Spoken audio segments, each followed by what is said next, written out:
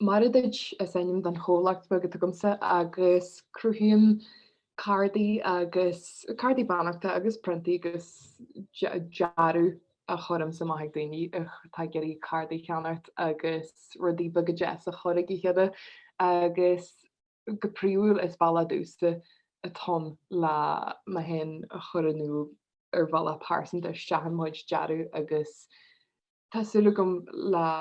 eispras yes a thuirt ar an teartnar ascaintú card a breitla na card a nálaigh na rud a bíad a mar sin go bhhasca si just tá seo an éalaigh tá se pásanta agus smuintín danearamsa cos is cantear géad go meiste agus hadéis as just fisiad card a bhí harabí smuinte siidir seo. So is smailm sanna cruthú daghine agus is smailm printaí dhéana daghine in éalaigh agus sílam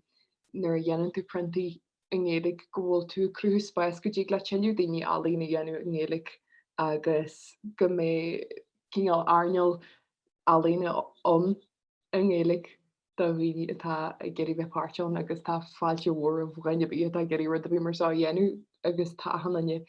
go takeúil agus go jazz nuair a haisian tú ar alíonn in éalaigh agus tá fanbase omlan agus tríomhan na Gaeilgean nuair a haisian tú ar an Nidirlín nar na maith hóstal tá nar a bhí bún daine an dear. So den heile generan se an éalaigh take mu slá agus áhar deile